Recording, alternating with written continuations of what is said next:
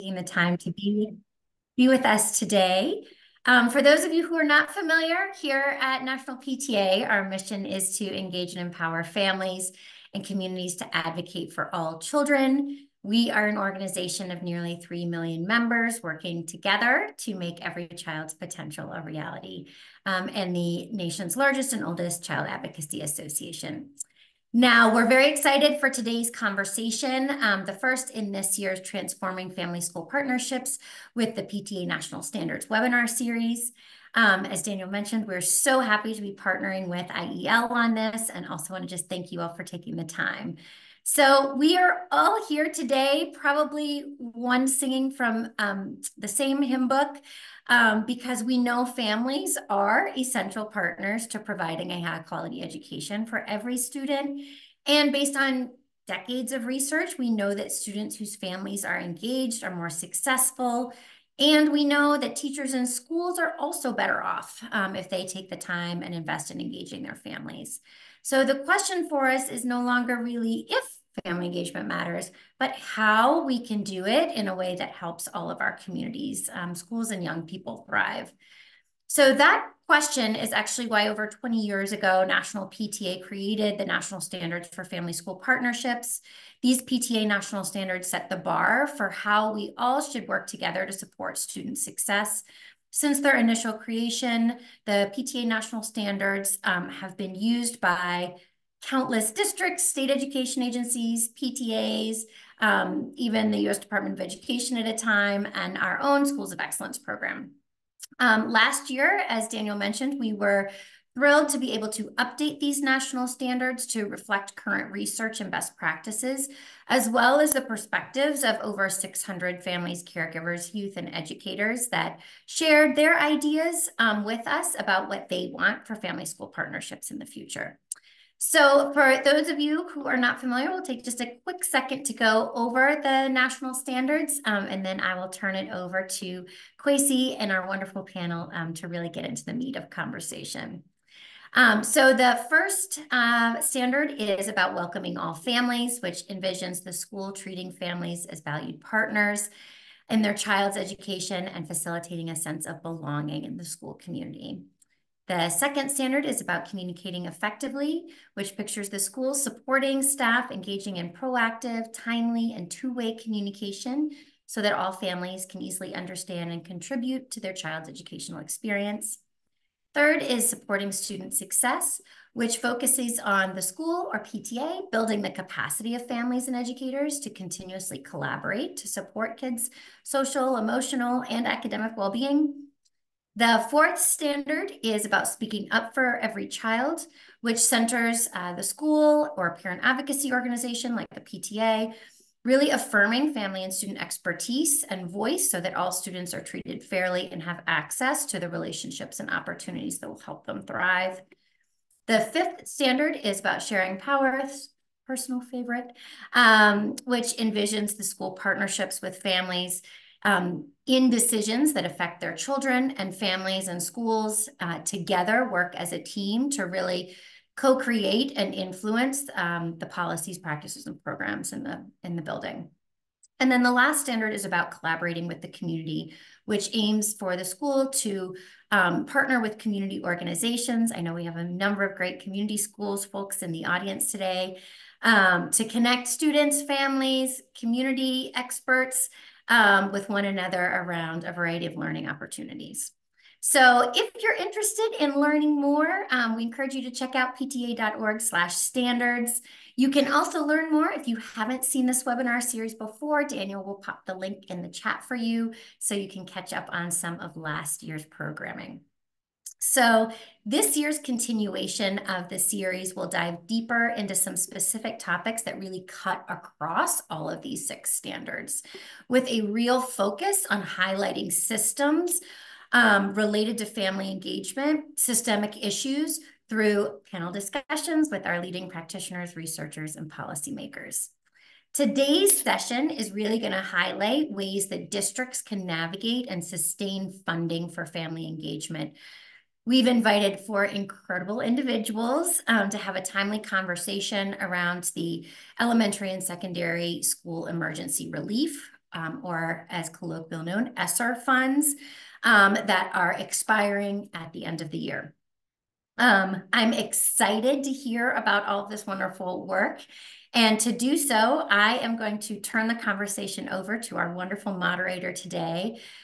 We are so thrilled to walk hand in hand with all of you. And I know those of you who've gotten a chance to work with IEL and Kwesi can probably sing their praises. I've had the pleasure of getting to know Kwesi Rollins for many, many years. And he is one of my favorite people to partner with, full of so much expertise and insight, and just righteous truth, Kwesi. So let me turn it to you, Kwesi, and thanks again for partnering with us on this series. Thanks so much, Helen, and thanks to you, Daniel, as well, for all your hard work on this. It's a pleasure to partner with the National PTA on these important issues, and to keep these conversations going. You see there that we have a big conference coming up in Atlanta later this year, which is another venue where we will continue these conversations and deepen our own understanding and our collaborative energy around this. But I would say, as we continue to prepare for today's conversation, I remember the last round of PTA standards. I was happy to participate in thinking through the latest iteration of the standards, and I just want us all to remember. I'll reiterate that the standards are words on paper, but they really are living and breathing guides for us, not just things we value conceptually, but really a way of being and acting every day as we work to improve outcomes for kids and outcomes, especially for our most vulnerable kids. Today's topic is very much related to that: sustainable funding for family engagement. We know, those of you who have been around for a minute, that sustainable funding for family engagement is a long-term issue, and it's a long-term issue with short-term challenges. Budget cuts and expiring funds are among current challenges that we'll talk about today, but they're not the only challenges. And so we have to exercise all of our creativity. We have to think somewhat outside of the box, which is an old saying these days, right? But we've got to do all that we can to sustain the work, sustain the funding, and creatively use the funds we have to keep family engagement as a priority. With that, I'm so excited to welcome today's featured panelists. You can see, I think in the chat, it'll be shared shortly if it hasn't been already, the full bios of today's speakers. We don't have enough time to read all of their bios because they're such a powerful group. And so you can find out more about them. But we have a wonderful panel.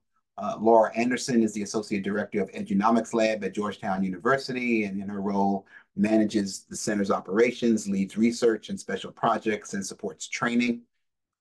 Tiffany Miller serves as the Director of Federal Policy for the Learning Policy Institute, where she works to bring evidence-based research to policymakers to advance policies that provide equitable learning opportunities for every child.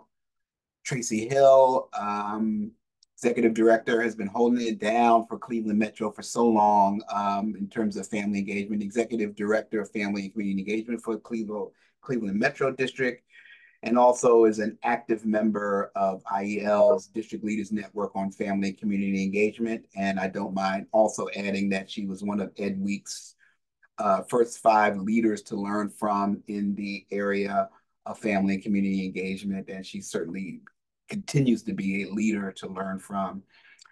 And then a friend and IEL board member, Zakia Shakir Ansari, is the interim co-executive director of the New York State Alliance for Quality Education, which has just been fighting on our behalf in New York for many, many years. It's the leading statewide organization that's been fighting for educational justice in New York State, and continues the fight. So with that, we're going to turn to our first question. The way we'll proceed is each of the panelists will get an opportunity to answer a question that's kind of directed at them. We encourage you to use the Q&A function to put your questions in, and those questions that we can answer while they're talking, we will do so, and those that we can't, we'll get to during the Q&A portion. But Laura, first, again at Georgetown University's Edunomics Lab. You've been working and exploring and modeling complex education finance decisions to inform policy and practice for some time. Thanks so much for joining us today as an expert on the effects of fiscal policies at the federal, state, and district levels on resources at school and classroom levels. What do you believe state and district leaders should know about the set of federal funds that are about to expire, which some folks refer to as the fiscal cliff? What recommendations would you make to our participants on this webinar who are grappling with the potential loss of quality programming implemented using these funds? Right. Well, thank you for having me. I think it's really important to recognize it's a hard year, right? We've got our leaders are busy spending down the last of those ESSER funds, ensuring that those investments bring value for students and doing so in ways that are sustainable going forward. So I wanted just to acknowledge that it is a tough year. And we were talking in the planning of all of this to think about that on average, we spend about $14,000 a student each year in public education. And that really the ESSER funds were about, this last run of ESSER funds were about $2,400 per student, more going to districts serving a higher share of students living in poverty. And most of that was spent out over a 2-year period. So it's not an insignificant amount of money, but it is a small share of what we spend from year to year. So that means there's opportunities, right? So there are trade-offs that leaders can make going forward to sustain ESSER investments that are working, but it really means that they're going to have to stop doing something else. So they need to take that time and engage their communities to look at what is important and what is bringing value for students. So I think that that's one opportunity. The other one is that unlike the onset of the pandemic, we can see this coming. We know it's happening and we can take the time to prepare. And so I think it's very typical that when a district needs to cut about 2 to 3% of its budget, that they're going to have to cut labor. And most districts are looking at a cut this coming year, and they're planning for it now that is greater than that 2 to 3%. And unfortunately, attrition alone is not going to be enough. We hear a lot of leaders saying, oh, we're counting on attrition. We're going to look at attrition first. And I just hope that in that spirit of we have time to prepare to look beyond attrition in particular. But there's also this other amazing opportunity that we can learn from the last stimulus back in 2008 and maybe mitigate some of the unintended consequences that came about. And that's things that actually really kind of affect and erode any equity gains that have been made, particularly with ESSER funds. We saw a lot of districts really engage in their opportunities to diversify their workforce. And it's been great and meaningful for these communities. However, if they come to a layoff situation and they have a policy that's last in, first out, as many districts do have, it's really likely that some of those very teachers that we hired to support our neediest students and communities will be first laid off. So we know that that could be a big challenge. And so I just encourage district and state leaders to be looking at that and thinking about what were the goals of a lot of those ESSER funds and investments. And in the process of cutting, how can we preserve what we worked so hard for our students? And so that, and then also just in general, that our higher need schools often have more junior teachers. So again, that last in, first out might have a double hit to these school communities, and just to watch for that and to prepare for it. And then really for those on today and in the parent advocacy role, get involved now. Now is the time. Budget development process is underway in every district across this country. They're holding their monthly board meetings. Go to a board meeting, hear what they're talking about, ask critical questions, go to budget workshop sessions, and ask questions around what is working for our students. How do we know it's working? And what is worth keeping? And how can we do that? What are the trade-offs that are available in our budget? And we've seen district leaders, as they've started to pull back and look at what is available to them, and they're examining what's working for students and maybe what is a traditional investment that's not, they're able to make that trade-off now. So again, now is the time to get involved, and there are opportunities. Thanks so much, Laura, for that insight. And, just a lot of ways I think people forget that the federal portion of education budgets is really small, comparatively speaking, and yet it's never a good time to lose millions of dollars. So we have to kind of balance those realities when we think about our priorities.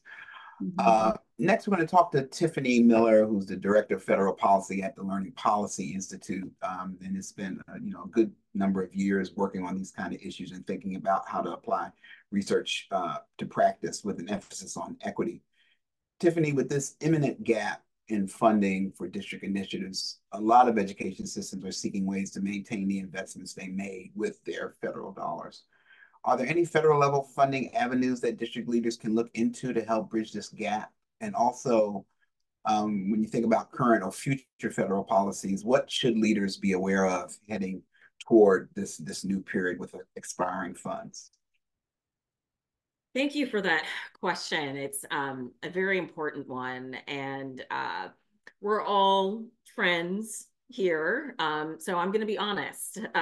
There's not a lot going on at the federal level in terms of things happening in Congress, and Congress with respect to federal policies, because Congress is moving slowly towards doing the very basics of what they are supposed to do, which is pass a budget and some other high priority things. So when it comes to looking at the federal government, it's really best at this point in time to think creatively about how you can leverage existing policies and existing funding sources to help fund some of your different programs and activities, or continue to fund some of your existing programs and activities and engagements through this period.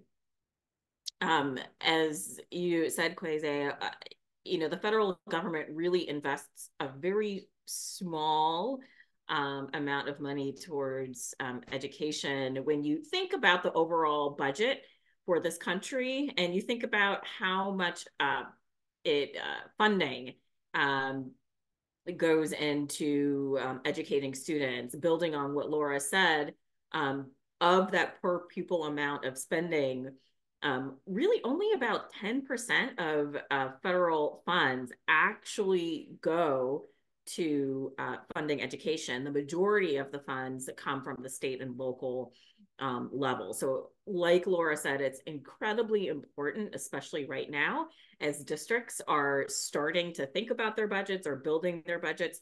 How can you be active? But when it comes to thinking creatively, there are a lot of different federal funding sources available to fund things like family engagement, to fund things like community schools. I saw a lot of folks joining who looked like they were part of a community school. And so I would actually encourage you to think about what are some existing resources that could go towards continuing to fund those programs. And I'm just going to drop something in the chat here for all of you, and we'll drop it in the chat again later. The Learning Policy Institute last year released a resource that compiled a variety of different federal funding sources that could be used to fund community schools. And what was incredibly surprising for me, even though I have worked in this area for a very long time, is the number of funding sources outside of the Department of Education that could go towards funding different aspects of community schools. And so I would encourage folks who are attending this webinar to think about what are some of the aspects of things that you want to continue funding, and what are some existing resources that might not actually fall within the Department of Education that could pay for that. So, U.S. Department of Education, that's a no-brainer. There's plenty of funds there that could potentially go towards funds to continue some of your current programming. But there's also education funds available within Health and Human Services, the Department of Justice. The one that surprised me the most was Homeland Security. There were some obscure places where I wasn't expecting there to be funds within necessarily the military that could go towards funding for certain things. And so I would encourage folks to look at that resource that I just dropped in there and think about creative ways that you can continue some of the programming. And the second point I want to make is that you also want to make sure when you're making these decisions about what to fund and what to advocate for, to really make sure that you're leaning into the activities and the practices that are evidence-based.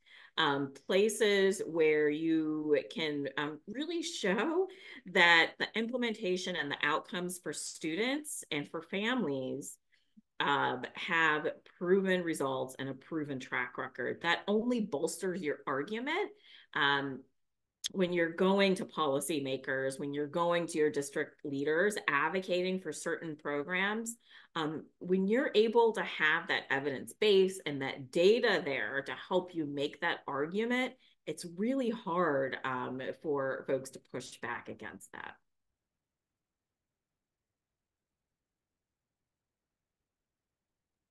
So thanks so much, Tiffany. I wasn't sure you were done. But yeah, thanks for that insight. And I think as we shift the conversation, we know what are the possibilities. And I used the word creativity before, because part of sustainable funding for family engagement is creativity with the funds that you have and figuring out how to apply different pots to priority work. And one person who is an expert at that at the district level is Tracy Hill at Cleveland Metro, Executive Director of Family Community Engagement. Tracy, you've been around long enough to have experienced expiring, a big pot of expiring federal funds in the past. This is the latest example of that during your tenure. Can you talk a little bit about what ESSER funds allowed you to do to strengthen family and community engagement programming and initiatives in your district, and what the effects of those expiring funds will have on your efforts? And how are you and your team, addressing that issue, exploring other options, using some creativity to try to mitigate worst case scenario? Yeah, well, thank you everyone for having me here. As Quasi said, I've been in the district for 14 years. So at the time that I came into the district, we had the expiring stimulus funds, which caused a ripple effect in terms of some of the programming that we had in our district for family engagement. With ESSER, we're hoping that we don't have the same experience. So we're really being very thoughtful as we go into budget planning for this year. But just to get some details about what ESSER, our district received over $400 million in ESSER funding based on the poverty level, one of the poorest cities in America.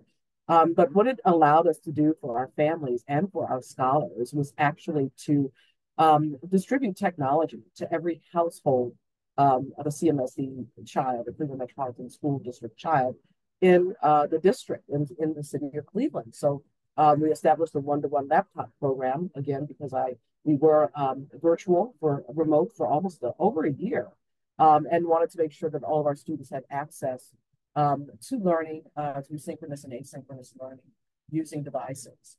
We also were able to work with internet and cable companies to actually improve the infrastructure in underserved neighborhoods so that all of our families received, if they weren't paying for internet access, received free internet access or received a discount on the internet access that they had. For those neighborhoods that lacked the infrastructure for connectivity, we were actually able to distribute hotspots to those families. So we moved from being one of the worst connected cities in America to being one of the, I wouldn't say the best, but we improved access to internet and connectivity and technology for our families. We also made investments in terms of integrated health within our district, partnered with many of our wonderful medical community, university hospitals, Metro Health, and Cleveland Clinic to actually have in-school integrated health services, as well as mental health services in our schools. So all of our schools actually have a mental health partner and are able to provide in-school mental health services to our students as well as members of their families. We actually also hired in every one of our schools has what we call a family support specialist. And these are licensed social workers. With the stimulus reductions in 2010, we had to actually let go of many of our school social workers. So we reinstituted this with our partner, Say Yes to Education, having these family support services in all of our schools and wraparound services for our families to meet the needs of our tier 2 and tier 3 families who really needed those intensive services, wraparound supports. We instituted free after-school programming at all of our schools. As you all know, Cleveland is one of the, I think, designated one of the 7 most violent cities in America. We've had a preponderance of gun violence, and we have the Kia Boys and all this activity going on in our neighborhoods. So creating these safe spaces for our students in collaboration with a host of different community partners. So we have free after-school enrichment programming at all of our schools. So this alleviates the needs for our families to have to seek after-school programming and safe spaces for their children. And then lastly, we were able to institute a program similar to our family liaison program, which we had to cut with the stimulus dollars going away. We created our parent ambassador program.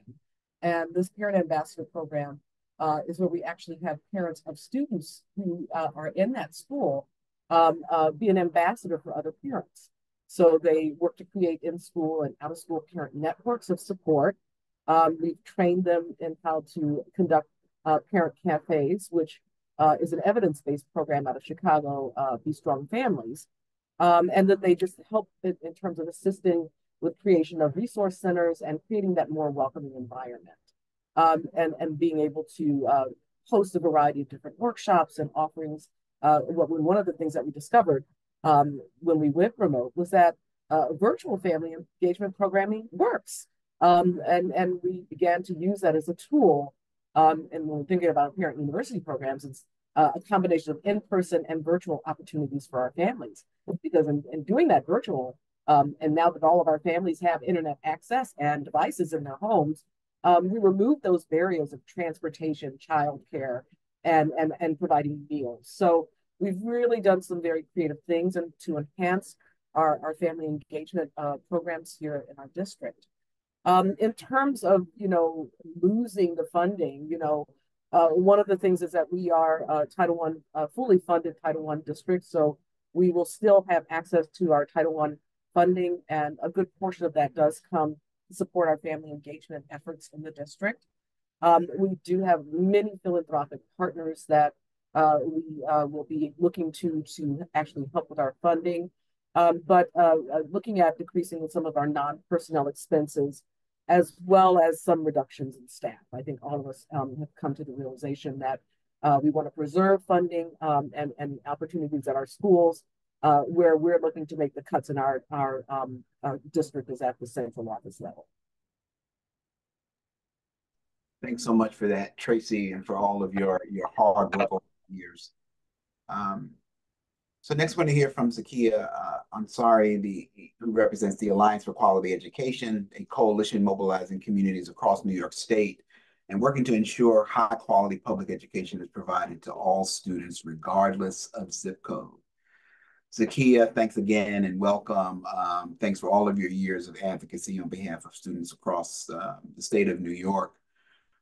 What education spending advocacy campaigns has your organization championed to ensure children have the right to a high quality education? And as you think about the expiration of these federal funds, what would you recommend our audience advocate for to create more equitable distribution of resources moving forward? Yeah, my internet is acting a little funky, so hopefully y'all can hear me. And apologies for that. It's a pleasure to be here. The work that we do is similar, is really focused on organizing parents and community members and students. The reality that this ESSER piece of the funding went along with the work that we were already doing, right? And a lot of it really centered around campaign per se, but again, a lot of what we were doing when the money came down, we wanted to make sure that parents and community members and even educators dollars were and what they were not, right? To ensure how they can follow up and make sure it's being spent properly. And a lot of that was creating toolkits and materials. So when they went to their school board, they could ask the questions that required an answer. From a place that they may feel comfortable now asking that question. And that was really crucial. One of our districts in New York State, when they first got so much money, I think they had gotten like $85 from the ESSER, the federal funds, move the money. They didn't get any. They couldn't use it. We didn't want to use it. They were afraid to use it, like all these things. And we impact us and say, but they say they don't have any money, that they can't use the money. So our goal really was to make sure that community members all across New York State were they actually receive, as well to be like, these are the things you should be asking your school board when they say they don't have it. Here's the information. Here is real-time links to federal sites that show you where it says this money is. So don't take that for an answer. The other piece is what we found with the dollar. It was such a large pot of money that there was no infrastructure set in place in many districts and states across the country, right? It wasn't just in New York to handle such a large influx of dollars from, like monitoring the dollars and how they were spent, from how we were going to distribute the dollars. Was there any accountability once you got these dollars correct way, like all those things? It was just like, whoosh, here's this money. They made it as broad as possible, and I understand why, but there was lots in between that didn't allow, I believe, and I think we as an organization, for real transformation. We had an opportunity to really transform in New York, throughout New York State. Do it right. We didn't do it right. I think one of the things we talk about often in these spaces that words matter, right? And so I heard Tracy say it. I think Tracy said something about losing. Like, we're not losing the dollars. And I know I'm using this cliff, and it's not falling off a cliff. Somebody's taking the dollars from us and telling us, this is the federal government, that the money will be no more. Because if the district, they would be like, give us more time. Let us use all these dollars the way we need to. And where are the supports that we can offer for our parents and ourselves on the state and local levels to actually do better with the monies we have left, right? Because there's some districts that are going away with not having anymore, right? And that's expiring. And so I also want to say that I think in these moments of just really powerful ideas and suggestions, as an organizer, my thought process and the work that we do is that someone says it has to go doesn't mean it has to go, right? When you go to districts and you say what you want and they say no, doesn't mean you have to accept that.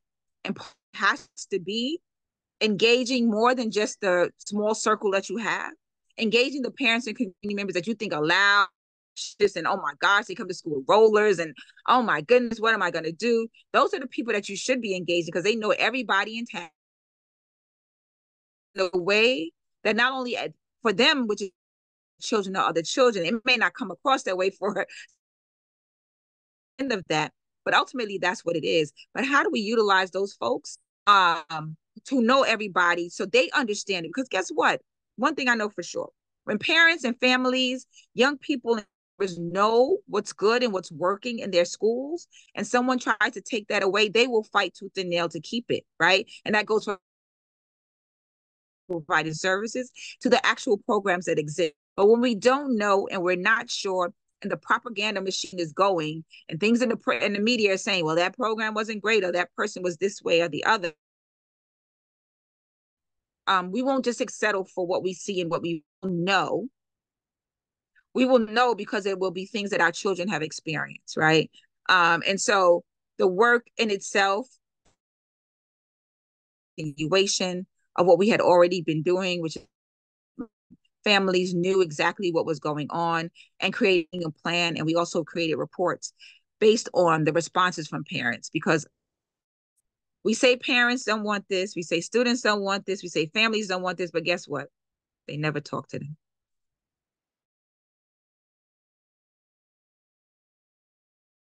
Thanks so much, Shakia. Yeah, we heard 85 to 90% of what you said. There was a little bit of breakup, but it was all of it. 100% of it was powerful. So we've got to definitely follow some of your words of wisdom. And before we go to Q&A, I want to just give folks a couple of minutes each. Thanks so much for your answers to all of these questions. And so we've kind of set the stage. We know that there was a big pot of money. Some people's pots were bigger than others. Some of those pots are expiring. Some folks were very creative and used their money wisely. Other folks were afraid to use their money and didn't tap into it properly.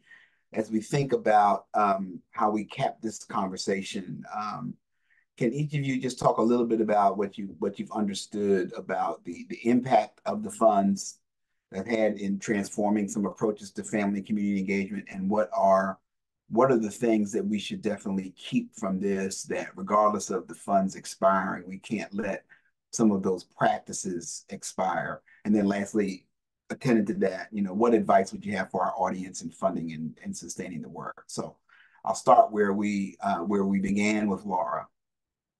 Yeah, so I think I'm going to go a little bit broader and thinking about the moment in time, right?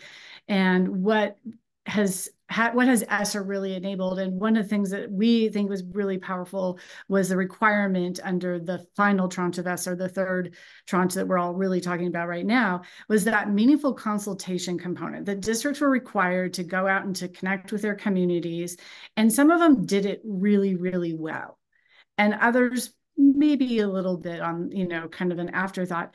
But that was so amazing and transformative in education, to basically say, no, you actually need to go out and engage your communities and ask them how these funds should be used, what their students need. And we're kind of hoping that we'll see that level of connectedness between districts and families around money and decision-making around money and budgets continue.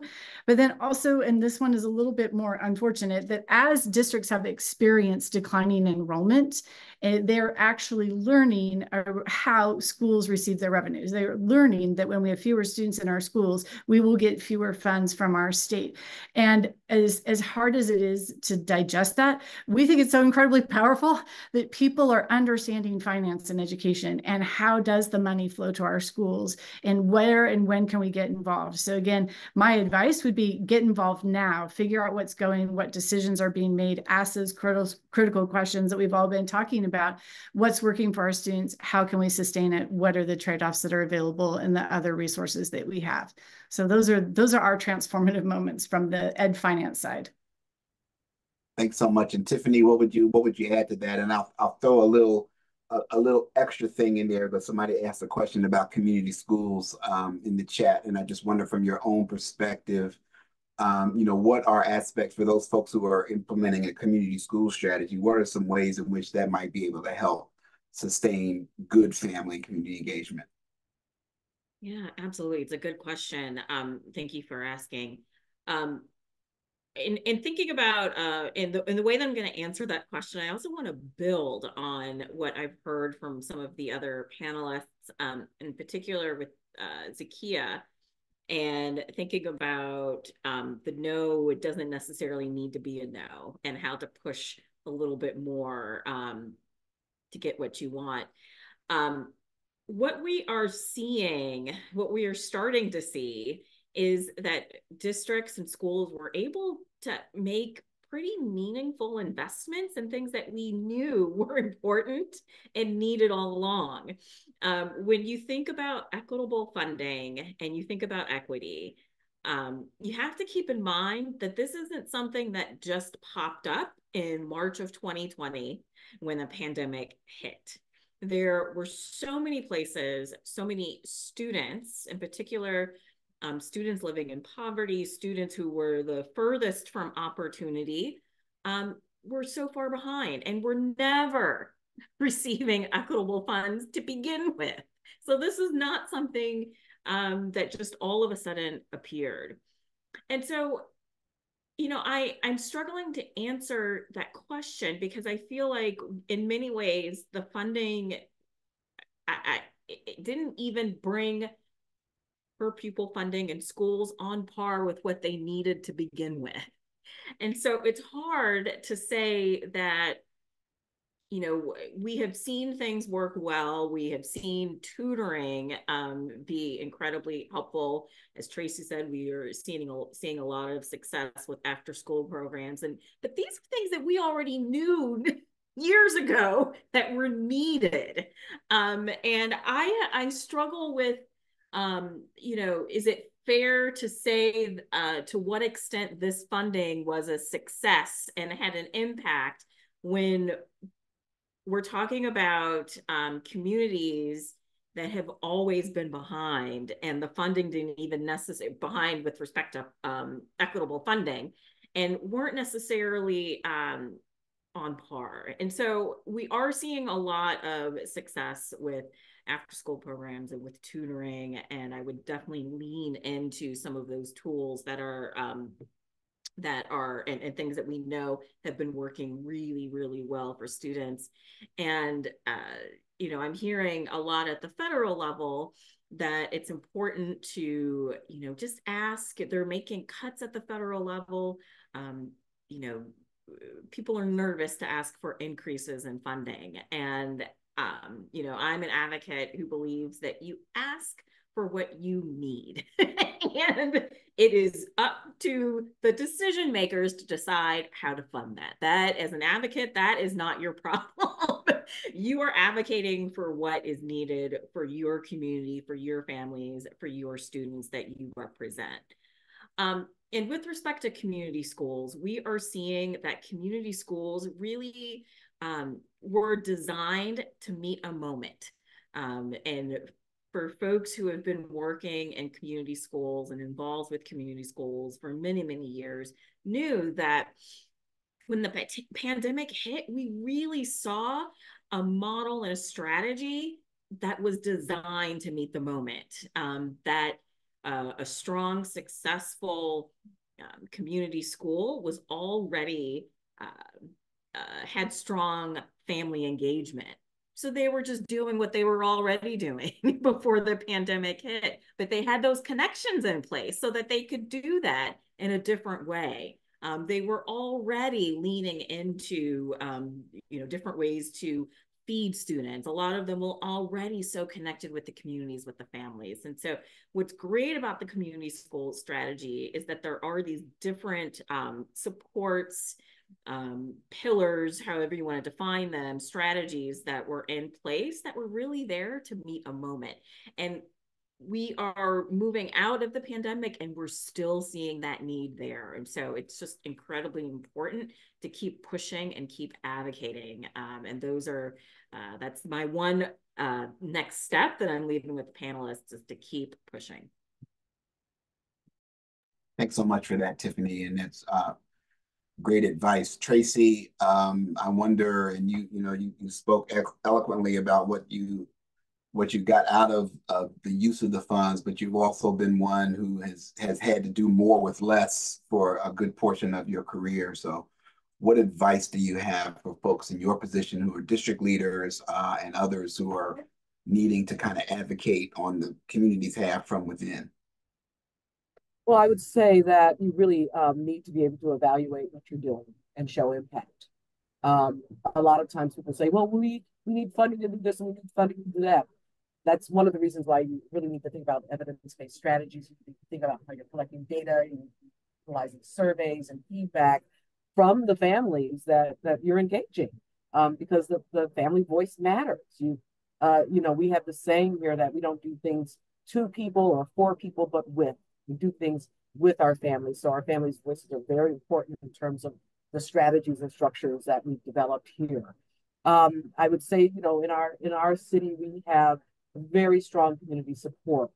So reaching out to partners, you know, your arts institutions, your sports teams, your even your radio and TV channels, your philanthropic community, your city councilmen, and the faith-based community has been very supportive, and that they are sometimes alternative resources, and can provide some additional funding or in-kind services. So just really thinking about looking at and doing a needs analysis, seeing where the supports are, who are your allies, who you can reach out for to make up for whatever differences and whatever reductions you might have to do in terms of your workforce or in terms of the services that you're providing. I'm very fortunate to be in Cleveland because, again, we've had ongoing support from our community since the Cleveland Plan, which is legislation, Ohio legislation, passed in 2012. So there's been a very strong commitment on behalf of the community, all the stakeholders and all the various agencies and supports in our community to support the schools. So I'm very hopeful that as we look at making these needed reductions, that there will be lots of people who will step up to fill in the gaps. Thanks so much for that, Tracy. And then Zakia, just a last word on, advocacy strategies. And, it's clear that we need, and what we've heard represented on the panel are both inside and outside strategies. And so in many respects, AQE represents kind of outside community strategies to push the envelope and not take no for an answer. What other recommendations do you have or advice? Yeah, hopefully this is better. So a few things. One is we must push to have an abundance over scarcity mindset. Wow, as soon as I get on, I see his internet says unstable. Unbelievable. Can y'all hear me? We hear you. Okay. Abundance over scarcity is crucial. We can't get lulled to sleep by saying, oh, well, these kids didn't do well, or we're going to work with less. The fact that we can say that for decades, schools that Tracy has worked in and some of the work that Tiffany has done and even Laura is talking about have done without basic things for decades. And we think that an infusion of dollars, when the districts were able to do something more with it, taking it away from them is the right thing to do right now. Like, it's mind-boggling. It's because we don't have an abundance mindset, and it's harming our children, it's harming our communities, it's harming the work that educators do, right? Because abundance means that you're going to pay the teachers what they deserve, what they need. So not only can they teach well, but they can take care of their own families, right? An abundance mindset says, well, if kids need art and music all day and they need an after-school program and they need all the things, we're going to make sure they get that, right? Why we know it can happen is because during the pandemic, the government found a way to give hundreds of billions of dollars to schools, right? During the pandemic, private companies were giving free internet and Wi-Fi and tablets and computers and like all those things, right? So we know it can be done. It should not take a global pandemic that is killing millions of people across the globe to do that. And it was an acknowledgement that the kids that in New York State, especially for AQE, that have been fighting for decades, Black and brown kids didn't have, right? There was not a TV station you can turn to that across the country, news was not talking about what schools did not have, public schools didn't have. But it wasn't new information. So why did it take a global pandemic for people to pay attention? And here's my thing. This is Zakia's analysis, is that we refuse to acknowledge the institutional racism that exists in every level and all the things, especially as it pertains to education. Because if we really were willing to unpack this, we would say, why didn't we do the things already? Why aren't we do the things that we know that people know even more than I do that work in classrooms? The 100 and plus people here know what works in classrooms. We know what it looks like because we've seen it in white, more suburban areas or white areas, or even in New York City in white communities, right? Who are more affluent and can provide for their kids. We see it every day. It's a non-starter that it will happen. But when we, every day for 23 years as an organization, we've been fighting for equitable funding of public schools. Why? Why? When our governor just gave almost $1 billion to the Buffalo Bills last year for a new stadium. That's not abundance, that's scarcity, right? That's not taking care of all children. It's like taking care of yourself in this moment. And lastly, I'll say this acknowledgement of losing dollars. I want us to figure out how we shift that narrative within ourselves, because it's very easy to get caught up in there. We need to be bold and as courageous and brave as we can be in this moment, from this moment on. We can't be afraid to say anything. We can't say politics is an education. I'm not political, because if you do anything with education, it is all about the politics. It is who you know. It is in district. It is who you know in the school. And it is who you know everywhere. It is like, you have connections to this, you have connections to that. It is political. So let's embrace that, not be afraid of that. Lean into that for the children's sake, because I am horrified that so many schools will lose the very things that they were able to finally do for children. More social workers, more school counselors, more art and music, extended day, like all more educators, period, to be able to touch the lives of children. Because our government doesn't think that we deserve to have more time to spend these dollars for decades when communities were not funded properly, right? So there's this narrative of us being bold and courageous to stand. We stand on the shoulders of so many before us and so many who will come, many of them young people. The young people of this century and this generation, but even before, every movement of revolution and liberation started with young people, not just in the US, across this globe. It is that serious. So when I say liberation, and I'm talking about more, it is that serious. That is the work that we do. And we could continue, we could see some progress, and we know we have with these dollars. The question is, why are we taking them away? And do we have to take them away? But there's still a level of accountability that needs to happen. So I'll leave with this, because we need to hold our states and city governments accountable for how they spent these dollars, even if they are gone. Even if they are gone. Because if they are gone and they didn't spend it right, it is the biggest crime that they've done on Black, brown, poor children, immigrant kids, kids with special needs that we've ever seen in our lives. And we may never get these dollars and this opportunity back again, right? And so things that were working, find out from your school. Go to your school and say, how did you spend your money? And if they say they provided social workers and they were able to do this, but they're afraid that they're going to get cut, then that's your cue to organize some more people in your community. Say, we cannot allow this to happen, right? Be the person that maybe you weren't as loud before. And if you were, be louder. And if you know other people, tell them. This is our moment to like build the bigger we around this narrative. Go to your school board meetings. Ask them questions too. Where did we spend these dollars? Don't take no for an answer if they don't know. I'll be back next month to find out how we spent these dollars, because we need to know, right? Talk to young people and find out, I went to this school and they said, y'all are doing really well. How's the school? Don't be afraid to ask them questions. Don't be afraid to engage them in conversation. And also, don't be afraid to challenge somebody who's talking BS, right? Don't be afraid to challenge those people. Their voices they have a larger megaphone, but we have truth on our side. We have facts, we have justice on our side. And I don't want it to sound wonky, but the reality is it is what it is. And we need to make sure that we are leaning in really powerful ways. I also say, follow Journey for Justice Alliance. We have been pushing for community schools, sustainable community schools. In New York City alone, we have over 400 community schools. They're powerful. When the pandemic was happening, they were doing the work. They were out there. They continue to do the work with families and communities. And lastly, if you want to engage with community members, engage families more too, it's not only IEL. I would definitely reach out to IEL. We do phenomenal work. 60 years is not a lot of organizations that can say they've had 60 years of under their belt to do those things. But the collectively, like the folks on here, follow these people, but ultimately use your voice, use it as your megaphone, because these people are just louder than us. They're not right.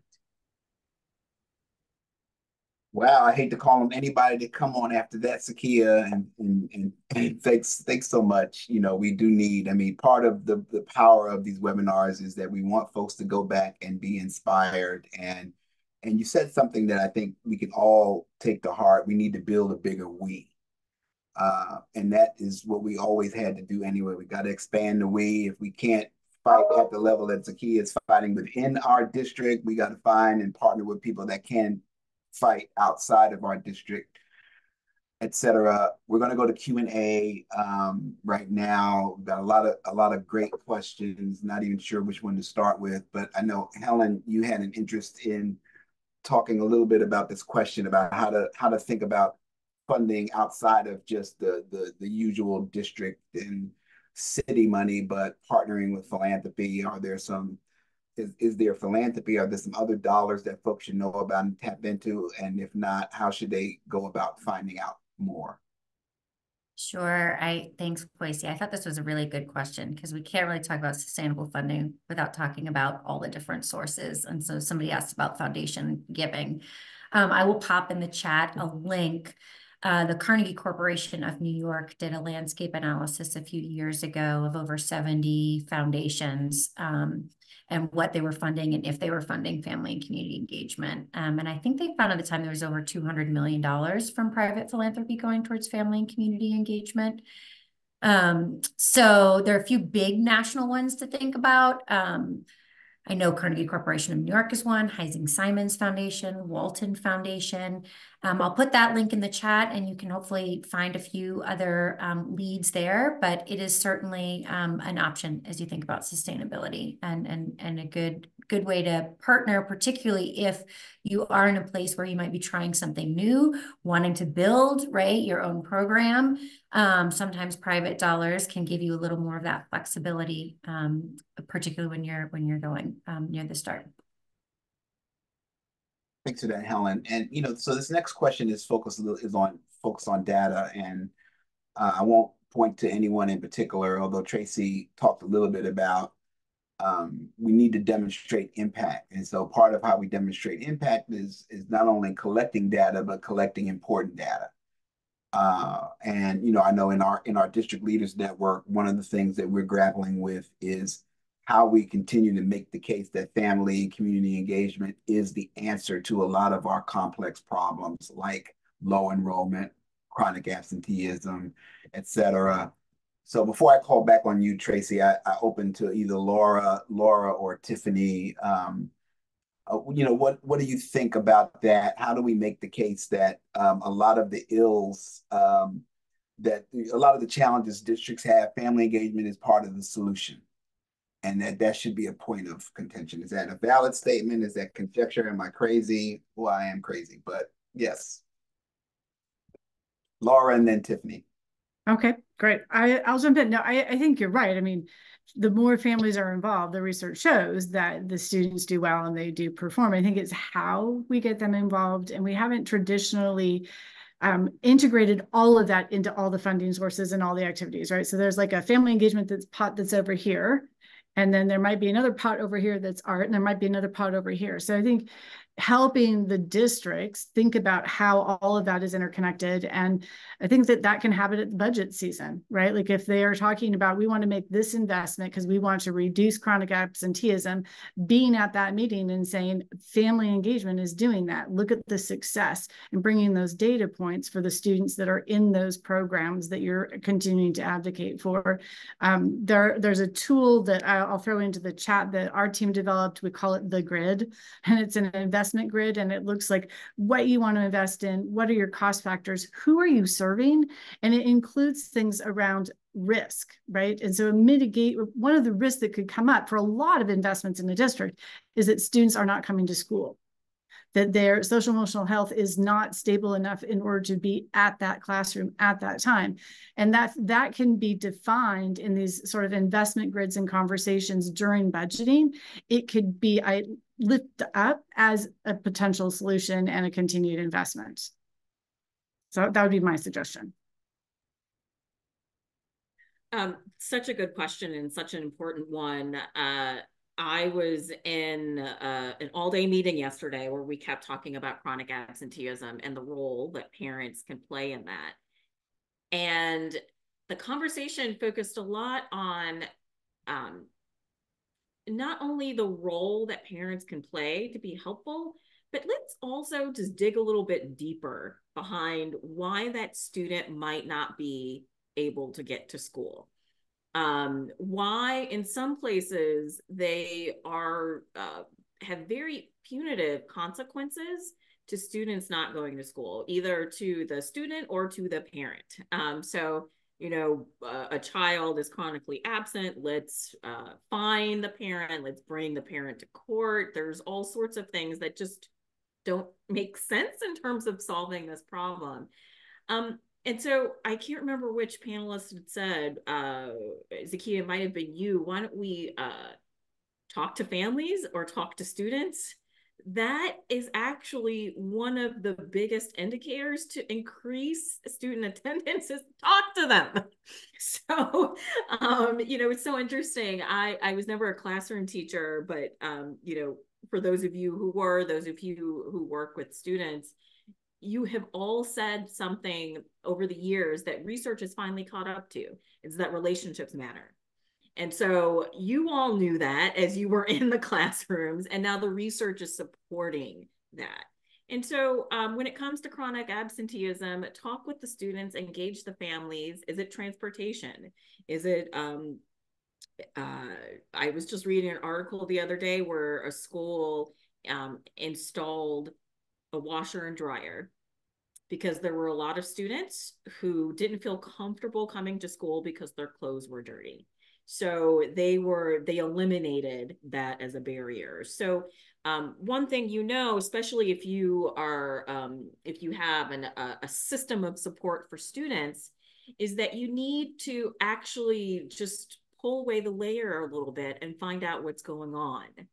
Is there a situation at home that is preventing the child from getting to school? Solve that problem.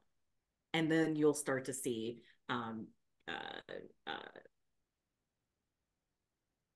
attendance. I couldn't think of the word. Attendance increase. No, thanks so much for that, Tiffany. And what you really, what you're saying is let's look at the root causes. And I love this idea, and I've believed in a long time that the research sometimes catches up to what was already kind of conventional wisdom, and community knew, and now the research is figuring that out, and that's why we say listen to community, and as G2 would say in Journey for Justice, community wisdom trumps everything, but not all of our folks get that. And Tracy, I know you've been one that has listened to community and really tried to work on this issue. And you talked a lot about data. And I should say, and I don't know what you can share, but under your leadership, you guys have really been top notch around collecting data, collecting the right data, and using it almost as a weapon to justify keeping engagement. So, what would you add to that? I forgot to unmute myself. I would say that, just like instruction, classroom instruction is informed by data, so should family engagement be. So as you said, Crazy, we really developed several mechanisms to collect data around family engagement. We collect engagement. We collect data on attendance at different programs and activities.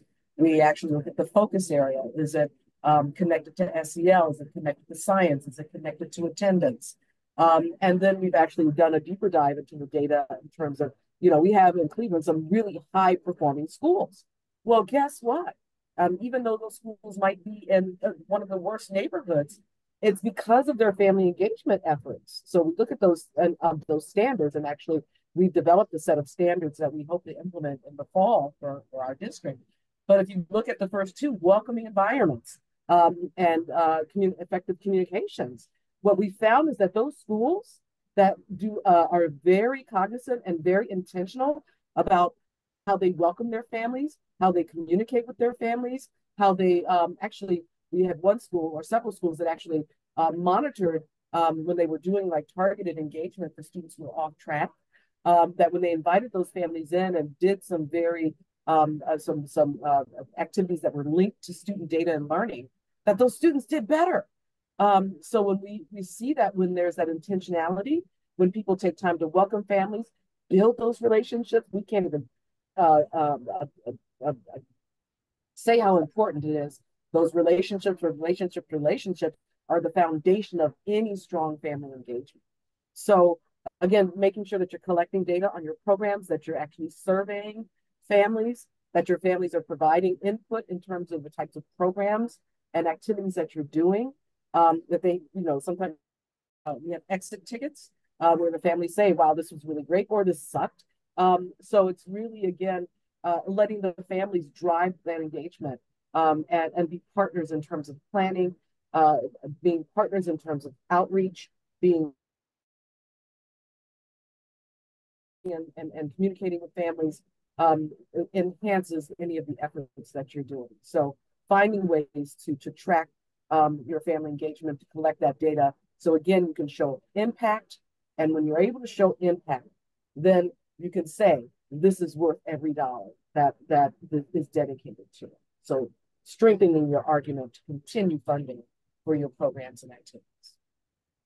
Thanks so much for that, Tracy. And I know we're about to wind down. Zaki, I want to give you a little bit of time to just talk a little bit about how in your advocacy role at AQE you encourage parents and community to use data, and what data do you focus on? Yeah, I mean, whatever we put out for in reports and others is we make it really clear and plain. and simple, right? For anybody, young people to read it, especially for reporters. We want them to read it and be able to understand it too. So whatever that looks like, it's very plain and very simple. And not a lot of words and a lot of jargon and no acronyms, right? I think I was looking in the chat at some of the responses. Someone was saying a few people were going back and forth around how, some students work graveyard shifts and they have to work because of, supporting family, and that schools are not very receptive and kind to that, and they wind up failing. So why am I going to go to school if you're not respecting what I have to do? And again, if we're looking at the fact that some states are actually lowering the age that kids can work, what does that look like for children, right? And I think part of that in unpacking that is talking to kids to find out, like everybody's saying, why are they not attending, and talking to families too, right? And so again, language justice is extremely important, just like education justice. And so are we making sure that information is in the language? We translate it at least in Spanish, all our information that we give, because we have strong partners, community-based organizations that we work with, like Make the Road New York, who most of their families are monolingual Spanish speakers, but schools, right, have lots of students coming in, right? We have asylum seekers and newcomers that are coming in to different parts of our country, our country and our cities and our states. I think part of this is a moment to actually galvanize, and building the bigger we means that everybody has a place. And building a bigger we means that we are respecting where folks come from, and that in order for us to bring together, then it has to be an awareness and a clear understanding of what's going on in this country and how it connects to each other, which is why our push for culturally responsive education is something we've been pushing for a long time. Is vitally important. And then lastly, I'll just say, like, the data and information that parents receive are things that they remind us every day that they appreciate. And that if we are not able to clearly give parents something that they can go take to somebody else, then we are doing a disservice to them. But also, if we are not making sure that they feel welcome in spaces, that no matter if they speak the language and you understand, you're going to figure out how to make that work.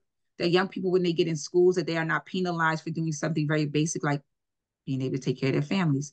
But if we're having those conversations, I'll go back to this again, which everybody shared, deep conversations, not on the peripheral, not like every once in a while, but it becomes a practice in your school, in your community, on your city level to do those things, then you will know the things once people trust you enough. Once they don't think you're trying to get information to take it somewhere else, because part of that is building trust. But once that happens and that is solidified, then they are lifelong partners, not just in their child's education, but vested in the community as a whole. And I think we missed the boat on that so many times. Just basic communication and conversation, it goes such a long way. Thanks so much, Zakia. We are at that moment of trying to wind down, so trying to fit one last thought into 30 seconds each. If we each take 30 seconds or less, Daniel's happy because I'm watching the time. Laura, I want to start with you, and then when you finish, your last words of advice, last reflections, 30 seconds. 30 seconds is a lot of time if you use it well. And then pass it to Tiffany, pass it to Tracy, pass it to Zakia, pass it to Daniel, and we'll have enough time to close out. Laura? I'll just start with, now's the time. Get into those meetings, hear what's going on, and make your voice heard, and bring others along with you. And I'll pass the rest of my time to someone else. Oh, I think that's me. Yes. I would say, again, advocate for what you need, ask for what you need, and never think about what it is that you think that they want to hear. Tell them what it is that you need, and think about why you're doing this. I'll pass it to Tracy. Yeah, definitely. I think advocating, one of the things that we are really working with our families on is being advocates. There are a lot of needs in Cleveland. So how are you going about advocating? How are you letting people know what you need? Building, again, the leadership capacity, working with our partners in the community who also are the common, on the ground grassroots organizers to potentially organize parents, because Their voices have to be at the table when these decisions are being made. And for district leaders, you have to be transparent and truthful. Because when you're not, that's when you lose the confidence and trust of the people that you serve, and potentially the people who will be voting to increase your funding through tax levies and other mechanisms. So trust, building capacity, strengthening those relationships, and being transparent about what's going on. So I would say to build off of Tracy, which is let's start building bridges. All bridges mean that we all get across, everybody, no matter what we look like, where we come from, what language we speak. Let's focus on abundance, not scarcity. And when you're feeling the most discomfort because you're challenging and you're being bold and brave in this moment, sit in it and lean in some more for some more discomfort. That's perfect. Perfect. Daniel, I think I'm passing it to you.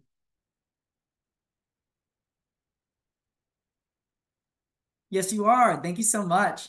So first off, just thank you to all of our panelists for sharing all of these incredible resources. I placed that in the chat. Everyone will receive that in a follow-up email as well. All the Save Chat resources, the webinar recording, everything packaged in one location. But seriously, a big thank you to Laura, to Tiffany, to Tracy, to Zakia for joining us today, taking the time to really dive into this topic, which is very front of mind and important, especially now. And thank you to Kwesi for moderating this wonderful conversation as well. So we appreciate that. So before I close this out, I just want to remind everyone that this session was recorded, and we will be sending out an email with the recording and the saved chat to everyone in that follow-up email. There will also be an exit survey following this webinar, so please take a minute to fill this out so we can continue to improve our future webinar sessions. So our next Transforming Family School Partnerships PTA National Standards webinar will be on Wednesday, February 14th. Happy Valentine's Day. The focus of this session will be on depoliticizing family engagement and social and emotional learning, where we will be partnering with the Collaborative for Academic, Social, and Emotional Learning, or colloquially known as CASEL, and hear from speakers like Rosa Chera, the Vice President of Advocacy from National PTA, Jennifer Miller, who is the founder and author of Confident Parents, Confident Kids, and a few more incredible speakers that are to be announced very soon about their work in uplifting and destigmatizing family engagement and social and emotional learning to set students up for success. So everyone today that registered for today's webinar has also been registered for the other webinars in our series. We encourage you to share this registration link with your colleagues and contacts. I will put a link to the registration in the chat right now. And once again, thank you all for your participation today, and we look forward to seeing you next month. Have a good rest of the day.